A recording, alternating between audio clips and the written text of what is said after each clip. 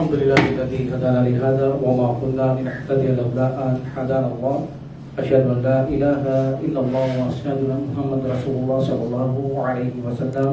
السلام عليكم ورحمة الله تعالى وبركاته. Waalaikumsalam.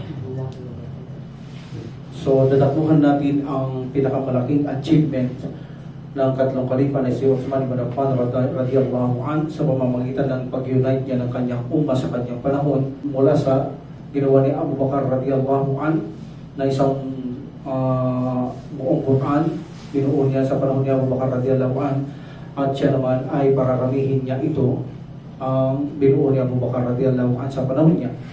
But ang Quran mayroon itong states by states ang pagkasulat niya, no? Ang unang pagkasulat ng Quran mula sa panahon ng Propeta Muhammad sallallahu alaihi wasallam, ito ang kauna-unaang stage ng pagsulat sa Quran. So, alhamdulillah, ang pagsulat sa banal na Quran ay maraming nagsusulat. Ang Prophet Muhammad sallallahu alaihi wasallam, according to the majority, ang apat na khalifa nagsulat din ang mga ito, because they know how to read and write, no? Especially nakaraan si Uthman ibn Affan radiyallahu an, nabanggit natin na isa siya sa scribe ng Prophet Muhammad sallallahu alaihi wasallam. But the most popular na tagasulat ng Propeta Muhammad sallallahu alaihi wasallam ng mga revelasyon o wahi ay si Said ibn Thabit. Said ibn Thabit radiyallahu an, ang kanyang nickname ay tinatawag siyang Katibun Nabi Muhammad sallallahu alaihi wasallam. Siya ang tagasulat ng Propeta Muhammad sallallahu alaihi wasallam. Dalubhasa ito sa pagsulat ng revelasyon sa banal na Quran sa kanyang panahon. Actually, si Imam Bukhari radiyallahu rahimahullah ay nagsulat ito ng isang aklat na kung saan sa kahusayan ng banal na Quran. At in this book, mayroon siyang chapter patungkol sa tagapagsulat ng Prophet Muhammad sallallahu alaihi wasallam, na kung saan dalawang hadith ang inilagay niya, na kung saan ninarate ni Abu Bakar radiyallahu an, na sinabi niya,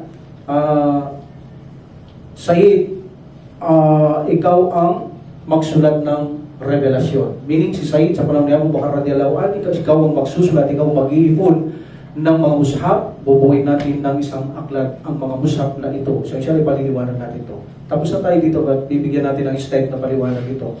Ang second na narrated from Al-Barra, na kung saan sinabi niya, may isang aya na Quran na bumagsak kay Propeta Muhammad sallallahu alaihi wasallam. La yastawil kaiduna minal mu'minina, meaning hindi magiging magkapantay yaong mga sumasampalataya na nanatili lang sa kanilang mga tahanan. Hindi magkapantay yung mga nakikipag-jihad, lumalabas sa kalantas ng subhanahu wa ta'ala, o yaong mga naiiwan lang sa bahay. Nang bumagsak ito kay Prophet Muhammad sallallahu alaihi wasallam, ay pinatawag niya si Sayyid. Sabi niya, Uduuli Sayyid, tawagin niyo para sa akin si Sayyid, sabi ng Prophet Muhammad sallallahu alaihi wasallam. And then he said, walyajini, at dalhin niya, sabi ng Prophet sallallahu alaihi wasallam, walyajini billaw, at dalhin niya yung tapyas, wadawa, at dalhin niya rin ang tinta, sabi ng Prophet Muhammad sallallahu alaihi wasallam. Then sabi niya, dalhin niya rin yung mga talim ng balikat. Meaning, dito sumusulat minsan yan sa mga shoulder blade ng mga kamelyo. So, magdala siya ng ganon sapagkat mayroon siyang susulat na revelation. So, in this situation, nagsulat si Sayyid ibn Thabit, this is an answer from Medina. At ito, mayroon din ang Prophet sallallahu alaihi wasallam na scribe sa Makkah, like ang mga kalifa. At isa sa pinaka-popular na paksa natin nakaraan, tumalikod pa ang isang scribe ng Prophet sallallahu alaihi wasallam. Kung natatandaan nyo, si Uthman ibn Affan radiyallahu an, ang namagitan kay Prophet sallallahu alaihi wasallam para tanggapin niya ang taong ito. Diba sabi niya, ang lahat sa Makkah, kung sila'y aalis, habayaan sila. Diba? Kung ang iba ay mag-embrace, alhamdulillah. Pero mayroon siyang apat na ibinilin na kahit yakapin pa nila ang tela ng Makkah, patayin sila. Sabi ng Prophet sallallahu alaihi wasallam. Isa rito, alam natin, si Abdullah ibn Sa'ad ibn Abi Sharh Ito ay isang tagapagsulat ng Prophet sallallahu alaihi wasallam sa Makkah noon, at ito ay tumalikod bilang makamundo. Makamundo lang kung bakit niya iniwanan ang pananampalataya Islam. But at the time ng conquest ng Makkah, muli ay nag-embrace ang tagapagsulat na ito ni Prophet Muhammad sallallahu alaihi wasallam noong sa panahon na sa Makkah. Meaning, may nagkapagsulat ang Prophet sallallahu alaihi wasallam sa Makkah, marami siyang scribe doon, as far as I know, 10 nagsusulat niya doon, at sa mga asar, mayroon din nagsulat sa Madina, at isang sikat nga na si Sayyid Ibn Thabit radiyallahu an. Sabi ng Prophet sallallahu alaihi wasallam, tawagin niyo si Sayyid sa akin para maisulat niya ang Quran na ang aya na ito, ang bumagsak o na revelation sa akin, sabi ng Propeta Muhammad sallallahu alaihi wasallam. So, na ang Propeta Muhammad sallallahu alaihi wasallam, nabubuhay siya, buo ang Quran. Ba't hiwa-hiwalay ng mga mushaf? Hindi ito buong isang aklat. Hiwa-hiwalay ng mga mushaf.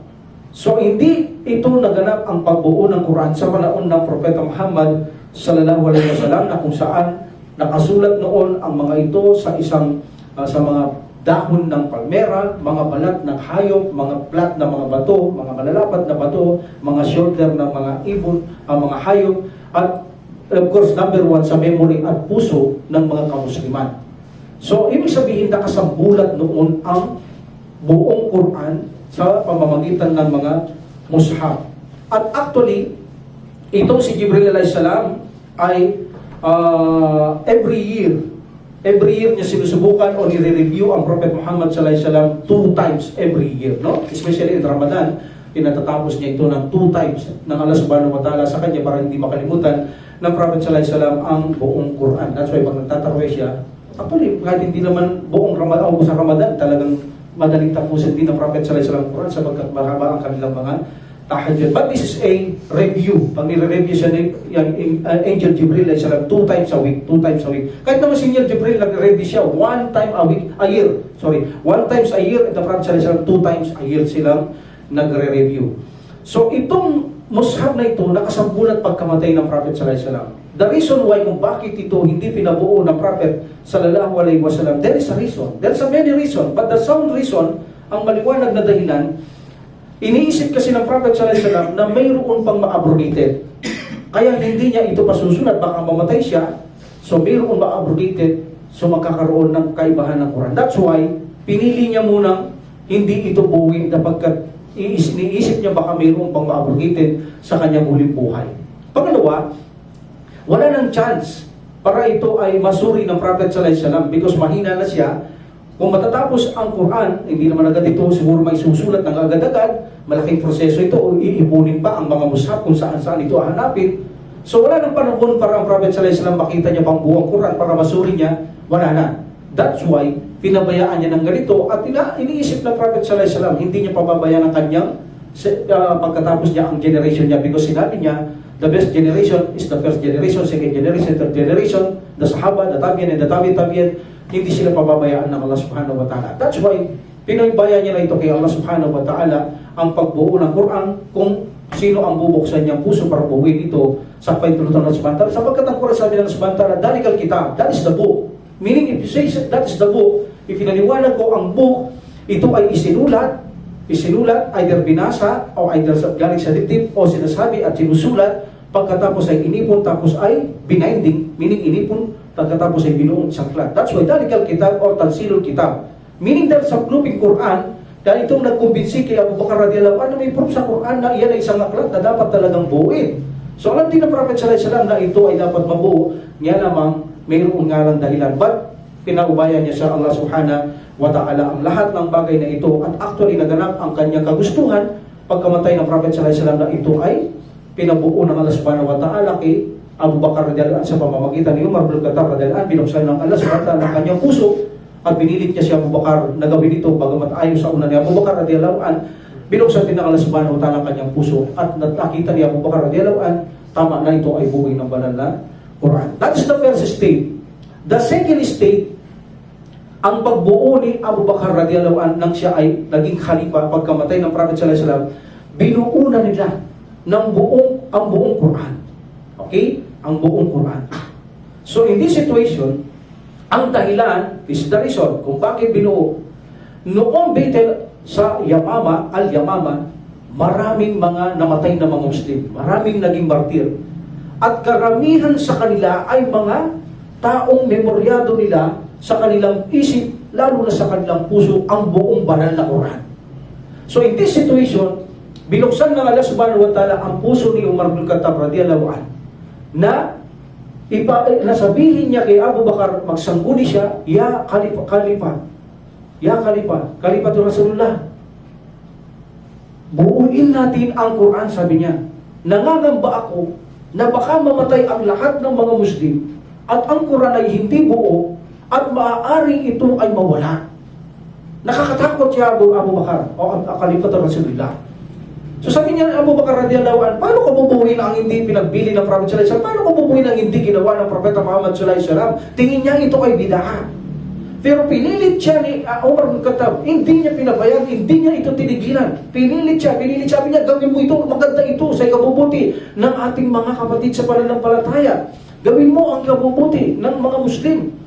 In this situation, hindi rin nagtagal, binuksan din ng Allah subhanahu wa ta'ala ang puso ni Abu Bakar radiyallahu anhu at nasabi niya, tama si Umar, dapat naming buuin ang Quran sapagkat tama nga naman siya, kung mamatay lahat ang mga Muslim, sino ang mga darating na henerasyon, saan sila kukuha ng aklat ng banal na Quran kung ito ay nakasambulat, maaaring dagdagan, maaaring magawala, maaaring manusaw ang pinagsulatan, wala nang aklat ang Allah subhanahu wa ta'ala.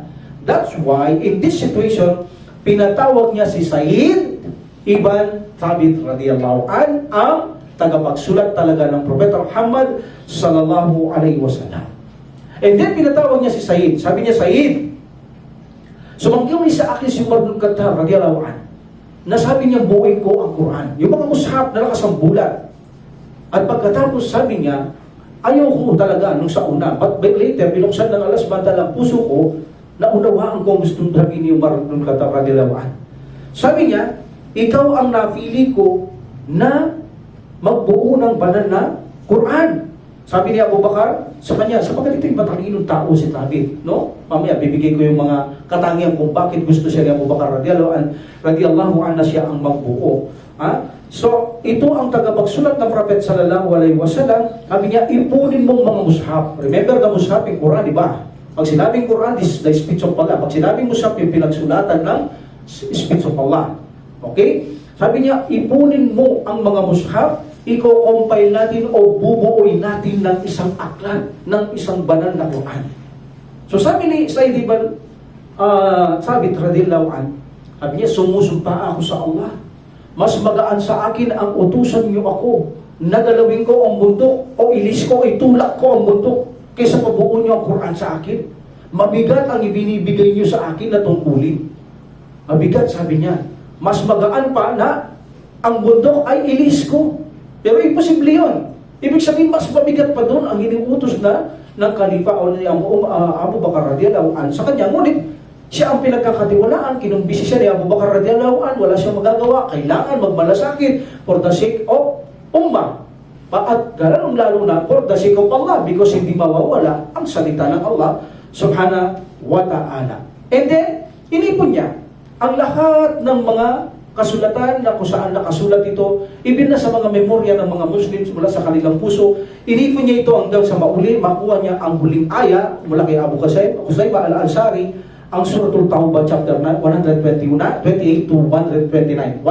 Last aya ng Suratul Tawbah. Yan ang kabuuan, yan ang uling-uling aya na nakuha niya. So in this situation, sa panahon ni Abu Bakar, naganap ang second stage sa pagbuo ng banal na Quran. At dito si Said Ibn Thabit radiyallahu an ang siyang may importanteng misyon para buuin niya ito. Bakit siya pinili ni Abu Bakar radiyallahu an? Unang-una, si Said Ibn Thabit radiyallahu an, siya ay bata pa. Only 21 years old. Malakas siya at malakas ang kanyang memory. Number 2, mas kwalipikado siyang gawin niya ito because siya ay more knowledgeable. Higit siyang maalam at mayroong karunungan sa salita ng Allah subhanahu wa ta'ala na ipinagkaloob sa kanya ng Allah subhanahu wa ta'ala. Number 3, mapagkakatiwalaan si Said Ibn Thabit radiyallahu anhu. Wala silang alam na kasinungalingan sa kanya, Wala silang alam na niloko niyang tao, wala silang alam na pinutol niya ang pangako, basta't mapagkakatiwalaan siya. Tingin ni Abu Bakar radiyallahu an, kapag siya ang gumawa, automatic tatanggapin ito agad-agad ng mga Muslim nang walang alinlangan. That's why gustong-gusto niya na siya ang gumawa. Number 4, siya ang gustong-gusto ng Prophet sallallahu alaihi wasallam na nagsusulat ng revelasyon. Siya ang unang kasamaan ng Prophet sallallahu alaihi wasallam sa larangan ng pagsulat ng banal na Quran, ay gustong-gusto ng Prophet sallallahu alaihi wasallam at hindi siya estranghero sa ganitong larangan. That's why gusto siya ni Abu Bakar radiyallahu an. Actually, isa siya sa nagsusulat sa Ansar sa Madina. Mayroon din itong kasama, sabi ni Anas ibn Malik radiyallahu an, sa time ng Prophet sallallahu alaihi wasallam, mayroong tagapagsulat mula sa Ansar ang Prophet sallallahu alaihi wasallam, 4. Number 1 sabi niya si Ubay bin Ka'ab, Mu'adh bin Jabal, Sa'id ibn Thabit, and Abu Sa'id radiyallahu anhum. Sila ay tagapagsulat din ng Prophet Muhammad sallallahu alaihi wasallam. So in this situation, pinili ni Abu Bakar radiyallahu an si Sa'id ibn Thabit radiyallahu an. Nang ginagawa ni Sa'id ibn Thabit to, hindi niya tinatanggap ang mga mushaf na hindi isinulat sa harap ng Prophet sallallahu alaihi wasallam. Maingat siya. Buong maingat siya dahil alam niya malaki ang pananagutan niya rito kapag nagkamali siya. Buong mundo babasahin ito. At kapag nagkamali siya, siya ang mananagot sa Allah subhanahu wa ta'ala. That's why buong higpit, buong ingat niyang ginawa ito. Hindi niya tinatanggap ang isang kasulatan o mushaf na hindi sinulat sa harap ng Prophet sallallahu alaihi wasallam. At kung ito ay sinulat sa harap ng Prophet sallallahu alaihi wasallam, kukuha siya ng 2 reciter para i-recite ito kung tama ang kanyang nakasulat. Hindi niya rin tinatanggap ang mga nagre-recite lang mula sa puso nang walang nakasulat. Dahil maaaring mali yung recite niya, kailangan may pakita silang nakasulat. O kaya naman, may nakasulat, kailangan mayroon kang 2 witness na magpapatunay na ito ay sinulat sa harapan ng Prophet Muhammad sallallahu alaihi wasallam. Of course, kailangan sa harapan ng Propeta Muhammad sallallahu alaihi wasallam. Hindi naman pwede magsulat ka ng walang sinabi o wala sa harap mo ang Prophet Muhammad sallallahu alaihi wasallam. That's why buong ingat niyang ginampanan ang kanyang mission until finally matapos ito, then kumuha si Abu Bakar radiyallahu an, pinarecite, yung mga reciter na nakaka-recite ng buong Quran, pinarecite until finally lahat ng nag-recite ay pare-pareho. Alhamdulillah, sa panahon ni Abu Bakar radiyallahu an, maingat na naubuo ang isang banal na Quran mula sa mga mushaf. But remember, sa panahon ng Prophet sallallahu alaihi wasallam, mayroong 7 recitation. Yan ang dapat niyong malaman. Ang Quran ay iba-iba ang kanyang recitation. 7 recitation, iba-ibang lingwa, iba-ibang dialect ang recitation nila sa Quran. That is allowable sa panahon ng Propeta Muhammad sallallahu alaihi wasallam.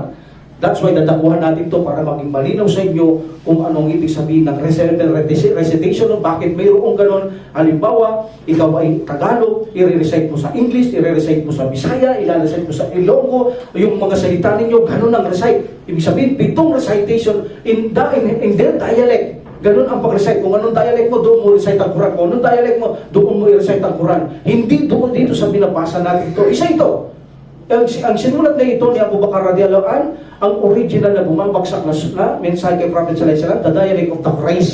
Ito ang ginawa ni Abu Bakar radiyallahu an. Hindi nakapasok dito ang 7 dialect, only 1 dialect. Kung anong tinatanggap na revelasyon ng Prophet sallallahu alaihi wasallam, yun lang ang kanyang ipinasulat. But actually, maraming mushaf na hindi lang ito sa salitang mga Quraysh. Kung anong salita mo, doon nila sinusulat. Dahil hindi sila marunong magbasa, nahihirapan sila. That's why sa kanilang lengguwahe, doon nila ito tinatandaan. But same sila sa kahulugan. Hindi magkaiba ang kahulugan, same ang kahulugan, datapwat, iba ang kanilang dialect. That's why mayroon 7 recitation ang banal na Quran sa panahon nila. But nowadays, isang recitation lang tayo, that's manuscript. Kailangan natin malaman kung bakit at anong dahilan. So, in this situation, ang kaibahan ng pagkabuo ng aklat ng Prophet sallallahu alaihi wasallam at Abu Bakar radiyallahu an, unang-una kay Prophet sallallahu alaihi wasallam isinulat ang mga mushaf na nakasambulat. Hindi ito buo. Pangalawa, kabisado ng mga sahaba ang mga aya ng mga surah.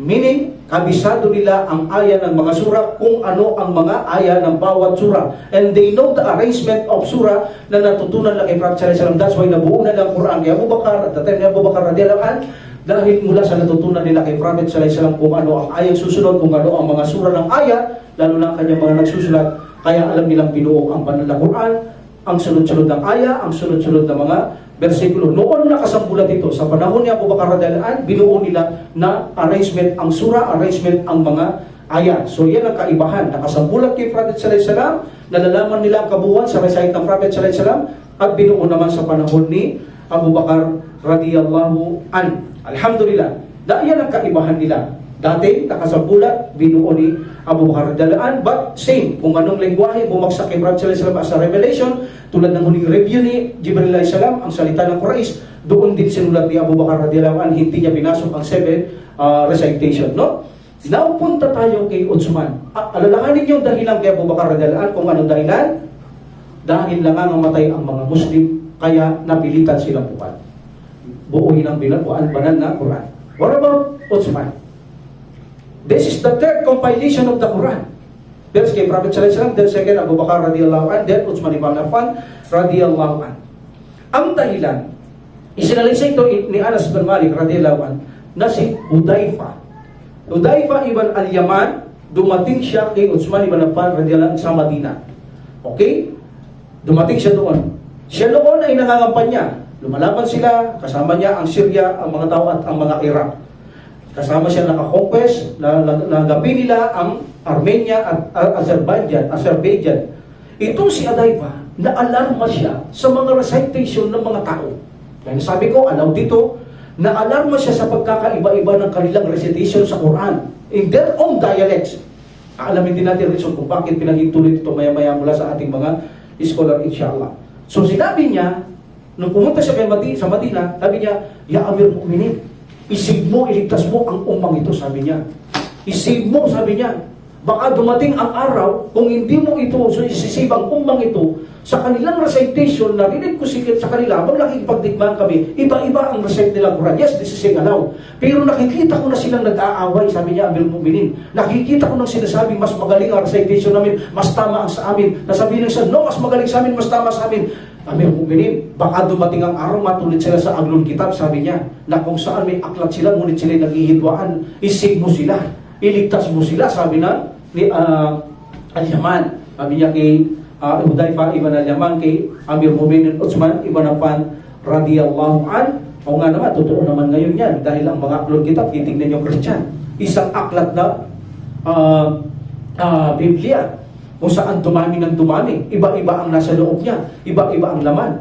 Matutulad ka dyan ngayon, sila nagdidibate, isang aklat nagdidibate sila, nagkaroon ng iba-ibang kahulugan, nagkaroon ng iba-ibang sulat, inaayos, nagkagulo ang aklat. Yan ang kinatatakot ngayon ni Hudayfa ibn al-Yaman radhiyallahu anhu. Kaya sabi niya, isip mo, Amir Mu'minin, ang ummah, sabi niya. Subhanallah, isip mo, sabi niya. So sinabi niya lahat ang dahilan kay Amir Mu'minin. So dito, mamaya takbo natin kung nagkaroon pa dito ng maswara. Kung itutusundi ko lang ang aklat ni Ibn Taymiyyah rahimahullah kung paano niya itinerage. Okay? So sabi niya, pinatawag niya si Hafsa. Who knows Hafsa? Radiyallahu anha. Sino nakakaalam kay Hafsa? Anak ni Umar bin Khattab radiyallahu anhu. Pero may hit na importante doon. Asawa ng Propeta Muhammad sallallahu alaihi wasallam na anak ni Umar bin Khattab radiyallahu anhu. Siya ang may hawak ng mushaf, ang buong Quran, isang ginawa ni Abu Bakar radhiyallahu an. Pagkamatay ni Abu Bakar radhiyallahu an, hawak ni Umar bin Khattab radhiyallahu an. Hindi tama yung panahon na Umar bin Khattab, hawak na ni Hafsa, no? Hawak yan ni Umar bin Khattab radhiyallahu an nung mamatay lang siya. Nang gumawa na siya ng 6 na tao, mga people of Abshura, magsasanggunian kung sino mananalo, yung na-appoint niya tao, doon niya lang ipinahawak ito kay Hafsa, ang isang banal na Quran na ginawa ni Abu Bakar radhiyallahu an. So in this situation, sabi niya, patawag niyo si Hafsa radhiyallahu anha. And then sabi niya, Hafsa, ilagay mo sa akin ang isang aklat na ginawa sa panahon ng unang kalifa para makagawa kami ng maraming kopya. Remember this word, makagawa kami ng maraming kopya at ibabalik ko sa iyo pagkatapos namin. Okay? At ibabalik namin sa iyo pagkatapos namin. Meaning, gagawa lang ako kopya, kokopyahin ko lang, then pagkatapos babalik na namin sa iyo ang isang Quran na yan na hawak mo. Alhamdulillah. So in this situation, pinadala ito ni Hafsa radhiyallahu anha sa ikatlong kalifa at sinimulan itong isulat. Maraming magsasabi, 4 na tagapagsulat niya. Dito may nagsasabi mga 10 ang nagsusulat niya. para gumawa ng Quran. Nang katulad nito, sasabihin natin kung ilang nabuo niya, 4 ba, 5 ba, 6 ba, 7 ba, 8 ba, ang mushaf, ang Quran na ginawa sa panahon ni Uthman ibn Affan radiyallahu an. Alhamdulillah. So, malalaman natin sa pag-compile nito ang reason ng motibo ni Uthman ibn Affan radiyallahu an na binuo niya ang Quran kung saan sa pamamagitan lang ng pagkopya sa ginawa ni Abu Bakar radiyallahu an. Meaning hindi sila nagsulat ng panibagong arrangement, panibagong aya kung paasa ng aya mali ito kaya Abu Bakar ito tama. Wala. Kinopya lamang ito ni pinakopya lamang ito ni Uthman ibn Affan radiyallahu an. At hindi naglalaman ang ginawa ni Abu Bakar, remember, ng 7 dialects. Only 1 dialects from the dialects kung saan bumababa ang revelation kay Prophet sallallahu alaihi wasallam sa salita ng mga Quraysh. Alhamdulillah. So dito, nang sinabi ni Hudayfa na naalarma nga siya sa bagay na nangyayari niyan, so naging concern itong si Uthman ibn Affan dahil alam niya pananagutan niya ito sa kabilang buhay kapag hindi niya ito binigyan ng solusyon. That's why nagsumikap siyang kunin ang kay Hafsa at ito ay kopyahin sapagkat ayaw niyang darating ang araw ang mga Muslim ay magawang tulad ng Ahlul Kitab. Ito'y malaking pananagutan sa Allah subhanahu wa ta'ala. So in this hadith, in this sahih hadith, na kung saan ang pag-compile ni Uthman ibn Affan radiyallahu anhu ay kung saan ito ay sa panahon ni Umar bin Khattab ang pagbuo ng Quran nang galing sa kopya ni Abu Bakar radiyallahu anhu hawak ni Hafsa radiyallahu anha, nakatai ito. Nakatai, tinai nila ito ng sinulid ang buong aklat na yaon. So meaning ito ay nakatai at ito dito sila kokopya ngayon sa hawak ni Hafsa radiyallahu anha. At ang salita, remember, yung salitang tinatanggap na revelasyon ng Prophet sallallahu alaihi wasallam sa lasbatan sa salita Quraysh at ang mga ibang tao sa kanilang dialect, hindi nila nababasa, nasusulat, no read, no write, pero bagamat nang iba sabi nila, intindihan nila, but nahihirapan silang i-recite nila yung kanilang salita ng Quraysh. That's why pinahintulot mag-recite sila according to their dialect dahil mas magaan sa kanila, but same ang kanilang mga kahulugan. But ang recitation, iba. Kung halimbawa, Tagalog dito, pag pilipat mo doon sa isang masjid, mga Bisaya ang kanyang recite, pagpunta mo rito, Kapampangan ng recite, but they are same in meaning, but iba ang mga dialect. But remember, itong aklat na ito, ginawa nila according to the revelation kung anong bumababang salita mula sa salitang ibinaba samantala sa salitang mga Quraysh na ibinababa dahil ito ay salita ng Propeta Muhammad sallallahu alaihi wasallam. Dito bumababa ang original na mensahe ng Prophet sallallahu alaihi wasallam at inire-review ito ni Ingenier Jibril alaihi salam sa kanya every year, 2 times in every year. Alhamdulillah. So in this situation, si Uthman ibn Affan radiyallahu anhu napilitan siyang gawin ito. So ginawa niya muna, bago niya kinopya ito, gaya sabi ko, naka-raise lang na aklat, dito ako babase, para di magulo, tinawag niya ang mga sahaba. Nung dumating si Hudayfa, ito ang munang istilong ginawa niya. Tinawag niya ang mga sahaba. At isinangguni niya ang problema na dala ni Hudayfa kung ano ang gagawin nila. At ang isa dito, na nakasaan, nangunguna dito ay si Ali, Ibn Abi Talib radiyallahu anhu. Alam naman natin, advisor ito ni Uthman ibn Affan radiyallahu anhu. Kaya di totoo na sila ay may idwahan at si Ali galit sa kanya. Hindi totoo yan. Advisor ito ni Uthman ibn Affan at tagapagtanggol itong matalik ni Uthman ibn Affan radiyallahu anhu, itong si Ali radiyallahu anhu sa kanilang panahon. Walang totoong report na sila ay nagkakaalitan, may pagkagalit sa bawat isa, pagkapuot. Yan ay mga pakana lamang ng mga Rafida o mga Shia. So in this situation, maraming scholar pinatawag ni Uthman ibn Affan radiyallahu anhu. Maraming mga senior sahaba, mga pinuno, pinatawag niya. Lahat ng karapat-dapat doon ay pinatawag ni Uthman ibn Affan radiyallahu anhu at nagpakita sila ng kanilang mga view, nagpakita sila ng mga opinion until finally nang si Uthman ang magbigay ng opinion, Allahu Akbar, isa man sa kanila walang tumutol sa opinion ni Uthman ibn Affan radiyallahu anhu na kopyain ang aklat na ginawa ni Abu Bakar radiyallahu anhu at pagkatapos ipamigay ito sa lahat ng lugar at pagkatapos sunugin lahat ang mga mushaf maliban lamang yung kinopya niya yung ginawa sa Quran, yung original. Kung meron silang ganon, huwag sunugin. Kung gusto nila, kung gusto naman sunugin, pero mas mainam huwag para maitabi bilang ebidensya. Meaning, mayroong pang ebidensya nakasulat sa mga balat ng hayop, mga bato, meaning nakatago, nakapreserve. Yun, kahit hindi sunugin. Basta sabi niya, Uthman ibn Affan radhiyallahu anhu, pag napadala natin sa mga lugar, pagkatapos magpapadala ito na magtuturo. Inshallah, dadating tayo dito. Pagkatapos lahat ng musab sunugin. O pinakuha ni Uthman ibn Affan radhiyallahu anhu ang mga musab na hindi ayon sa kanyang sinulat. Doon ginawa ni Abu Bakar na kinopya nila at pinasunog lahat ito.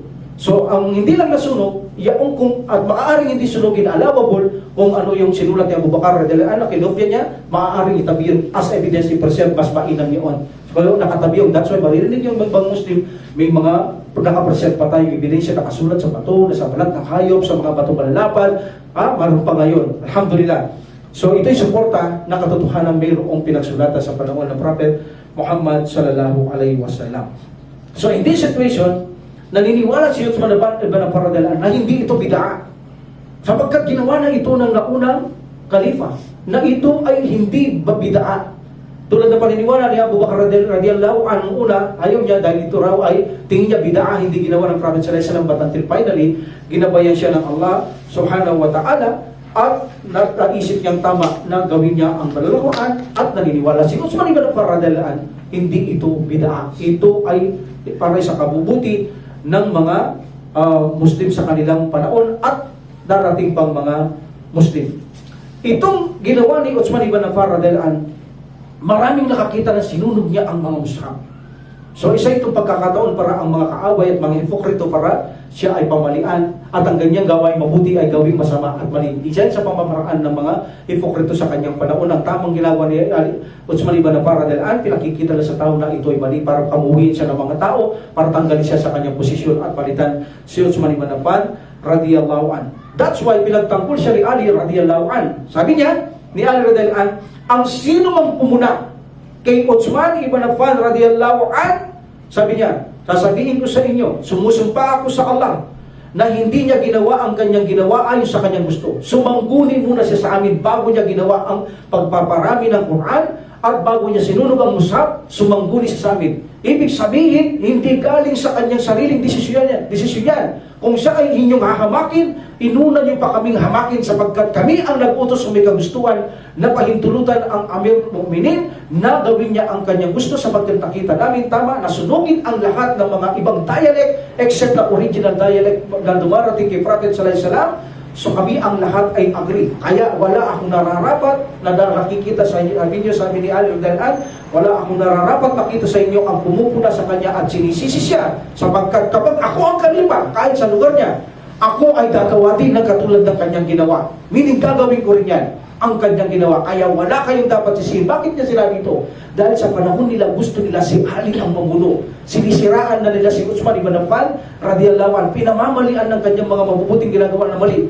Kaya si Ali radhiyallahu anhu, ang mga taong gusto na iupo, ipalit si Ali radhiyallahu anhu, siya naman ang tatanggol kay Uthman ibn Affan na kung saan hindi dapat iupo si Ali, kundi dapat iupo si Uthman, huwag na sirain. Ipinagpapatuloy niya itong suportahan. Ipinagpapatuloy naman ng mga hipokrito na si Ali ang isaksak bilang kapalit ni Uthman ibn Affan radhiyallahu anhu. Inshallah sa susunod na lecture dadako na tayo dyan sa pagpaplanong pagtanggal sa kanya at pagpaplanong hanggang siya patayin si Uthman ibn Affan radhiyallahu anhu. Ito ang unang dahilan kung bakit nagkaroon ng malaking kaguluhan sa mga Muslim to Muslim at nagkaroon na ng patayan sa bawat magkabilang panig.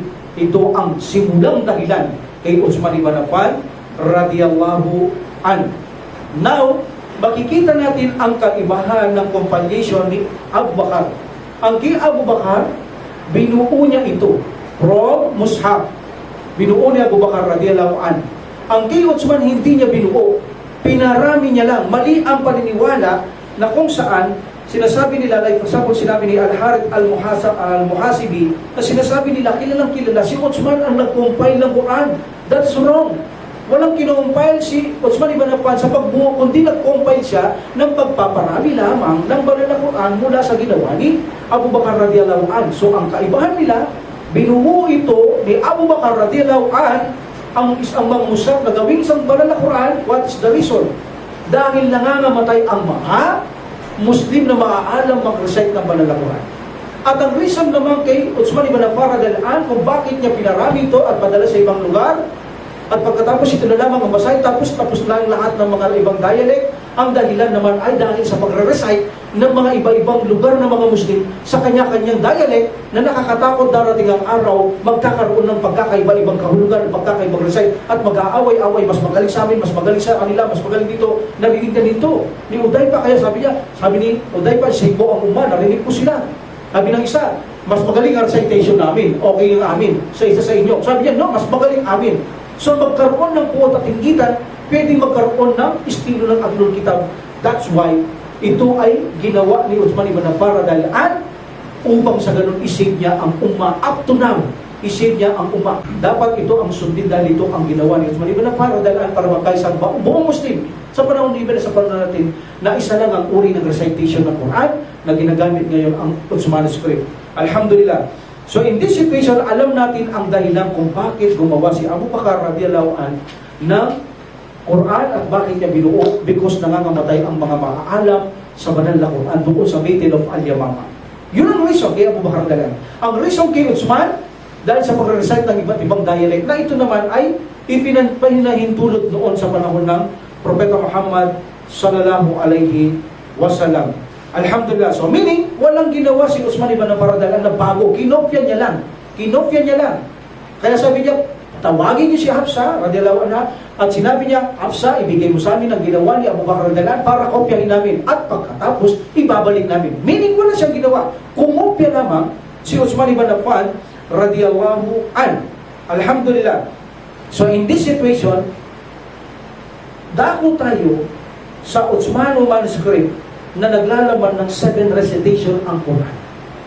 Ayon kay Sheikh Al-Muhakkik Sadiq Arjun rahimahullah, ang kanyang view sa manuscript ni Abu Bakar, ang original ito, yung ginawa.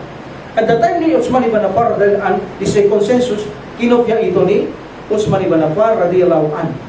But hindi ito naglalaman ang ginawa ni Abu Bakar radhiyallahu anhu ng 7 dialect or 7 recitation. Isang recitation lamang from the original revelation na tinatanggap ng Prophet Muhammad sallallahu alaihi wasallam mula kay Jibril alaihi salam, at narinig pa ito bago mamatay Prophet sallallahu alaihi wasallam, malapit mamatay, review ni Jibril alaihi salam from the speech or words of the Quraysh. So that's why that is the words of the revelation from the Quraysh, salita ng Propeta Muhammad sallallahu alaihi wasallam, o salita ito ng mga Quraysh.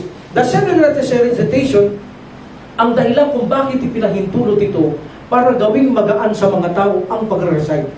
Dahil no read no write karamihan, mga alam natin, mga bado, no read no write. Hirap na hirap silang mag-recite, hindi pa nila kayang i-recite.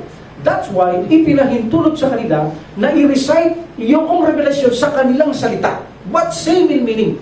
Kaya lang iba ang kanyang recitation. Kung Tagalog at Kapampangan or English, iba-iba. But the meaning is same. This is allowable sa panahon ng Propeta Muhammad sallallahu alaihi wasallam para gawing magaan sa umma ng Prophet sallallahu alaihi wasallam. Alhamdulillah. So gawing madali, meaning ang kanilang mga recitation at madaling mamemorya dahil sa kanilang sariling dialect. Hindi sila nahihirapan mag-recite dahil hirap na hirap sila doon sa natatanggap na revelation ng Propeta Muhammad sallallahu alaihi wasallam. Alhamdulillah. So until finally ginawa ni Uthman ibn Affan radhiyallahu anhu, sabi niya, ang isang ito na kopya kay Abu Bakar radhiyallahu anhu ang dahilan at sunugin ng lahat ng Musa para magkaisa na ang mga Muslim sa kanilang recitation at malayo sa panganib na darating ang araw ay magkaroon ng iba-iba ang laman ng Quran tulad ng mga Bible na ginagawa ng mga Ahlul Kitab. Masisig sila dyan. Meaning, isa lang ang recitation. At sa panahon kasi noon, kay Uthman ibn Affan radhiyallahu anhu, like for example, sinabi ni Imam Tahawi rahimahullah, nagkaroon lamang ng granted ng 7 dialects because they unable to recite the dialects na bumabagsak. Hindi lang kayang i-recite ang bumabagsak kay Prophet Muhammad sallallahu alaihi wasallam. They are illiterate, sabi niya. No, they are illiterate. At konti lang ang nakakabasa at nakakasulat sa kanila sa panahon nila, lalo na ang mga badu. So, pinahintulot ang pag-recite ng ibang dialect, ibang pronunciation, meaning ibang dialect ito, ibang pronunciation. Okay, they continue this, ipinagpatuloy nila ito, ang bagay na ito, ang pagbabasa ng dialect until sa panahon ni Uthman radhiyallahu anhu.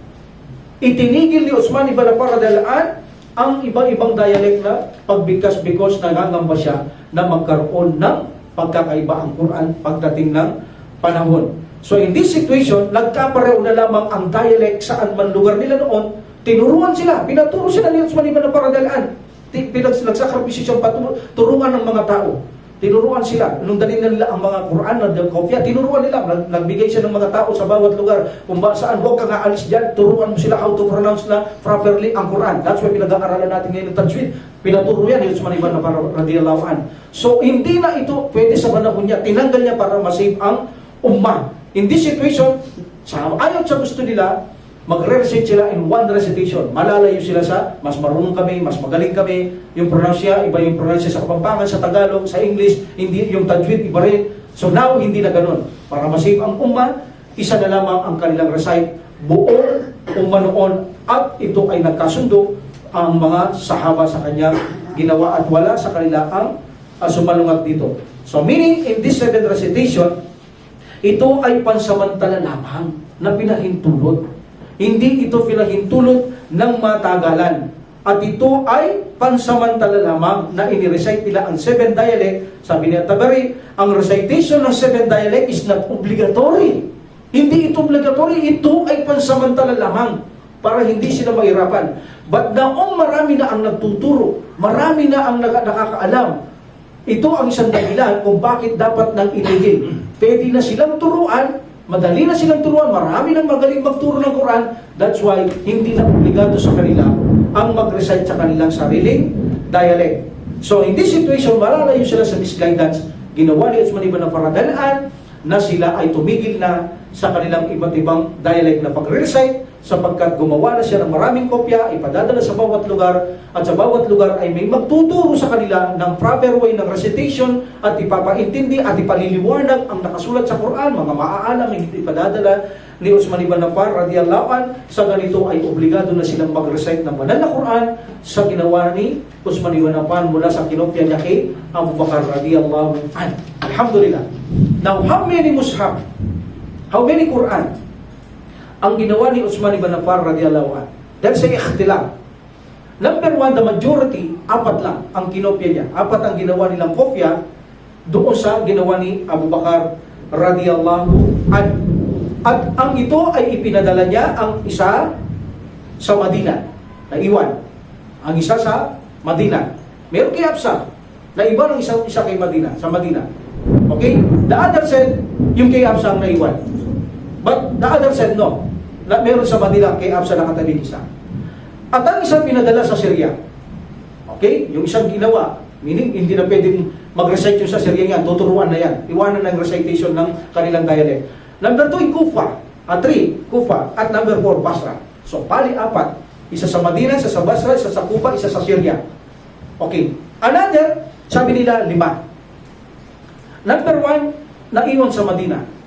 Number 2, Syria. Number 3, Kufa. Number 4, Basra. Yung nabanggit kanina. And number 5, Makkah. Ang sabi ng iba, no. Ito ay 6. Ang 5 na nabanggit, pagkatapos sabi niya, Bahrain. So, 6 na kopya. Sabi ng iba, no. 7. Ang pang-7 ay Yemen. Ang sabi ng iba, 8. Ang 8 ay kay Uthman ibn Affan radhiyallahu an, at nang siya pinatay, abang binabasa niya ang Quran na yun.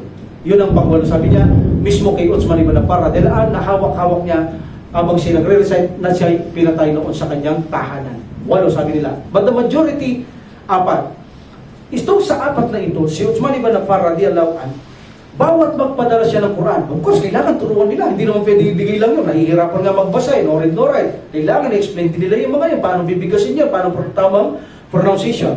Abdullah ibn Sa'ab, siya ang may dala ng mushaf sa Makkah para magturo doon kung paano i-recite, tigilan ang dialect maliban doon sa original. Of course, sa Makkah, ang siya pinagbaksakan talaga ng original na dialect. Mas that's why hindi sila masyadong mahihirapan.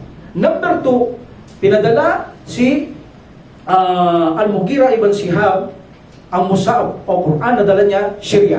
Siya ang magtuturo doon kung paano i-recite ang Quran. Titigilan na ang mga kanilang recitation. So, hindi na po pwede. Titigilan na nila, mag-memorize na sila sa banal na Quran sapagkat matagal na may nagtuturo at madali na silang matuto. Kaya na nila. Maraming no-read sa mga Muslim ang nagapi nila ang mga lugar, marunong silang magbasa. Ang kapalit para makalaya sila, turuan nila ang mga Muslim magbasa at magsulat. So marami na noon sa panahon natututo magsulat at magbasa, hindi na masyadong mahirap. That's why ipaliliwanag ang tamang pagbigkas lamang sa banal na Quran ng mga ito. Number 3, Abdurrahman As-Sulami. ito ang may dala ng Quran sa Kufa na inutusan ni Uthman ibn Affan radhiyallahu anhu at turuan ng mga tao. Amir ibn Qais, siya may dalang Quran sa Basra. At si Said ibn Thabit, sa maliiwan siya sa Madina. Si Said ibn Thabit, memoryado niya ang buong Quran. Like Uthman ibn Affan radhiyallahu anhu, memoryado nila ang buong Quran. So sila ang maiiwan sa Madina, ang isa sa Madina. That's why ang mga ito ngayon pinag-utos ni Uthman ibn Affan radhiyallahu anhu na huwag titigil sa mga tao. Ang mission nila, araw at gabi. Kung mayroong taong dapat turuhan, magmadali sa pagtuturo, ituro ang tamang pronunciation ng Uthmani script o ang banal na Quran na hawak-hawak natin ngayon, this same Uthmani script. So ituro ito sa mga tao ang tamang pagbigkas ng mga maletra para magkaisa sa buong mundo ang pagka-pronounce ng Quran ayon sa paraan ng Prophet sallallahu alaihi wasallam. Doon sila babase sa pronounce, buong mundo magre-recite sila katulad ng Propeta Muhammad sallallahu alaihi wasallam, because sabi ng Prophet sallallahu alaihi wasallam, pray as you see me pray. Magsala kayo kung paano nyo ako nakita magsala, either in position, either in the recitation. So meaning, pansamantala lamang ang 7 dialect, but sundin natin ng Prophet sallallahu alaihi wasallam kung paano siya nagsasala ay by either na kung paano siya nagre-recite at paano siya nagpo-position, nag-a-action sa kanyang sala.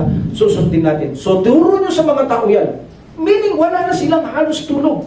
Dahil talagang ang mga tao noon, religyoso sila, gusto nilang malaman agad kung paano ang tamang pronunciation. At alam natin may mga school na noon, nagpatayo na si Umar bin Khattab radhiyallahu anhu, may mga school na noon para turuan ng mga tao noon. Alhamdulillah. So in this situation, naipakalat ang mushaf, ang Quran, at sinunog na lahat ng mushaf, except yung katulad ng ginawa ni Uthman ibn Affan radhiyallahu anhu, pwede nilang itabi. Okay? So alhamdulillah.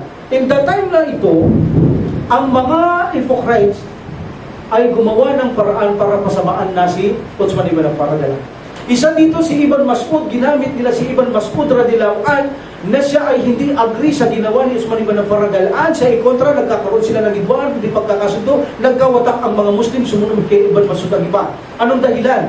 Ang sabi ng mga taong ito, pinagpapalo ni Uthman ibn Affan radhiyallahu anhu ang taong ito sapagkat kumokontra siya hanggang sa mamatay si Ibn Mas'ud radhiyallahu anhu. At tinanggalan niya ng sahod.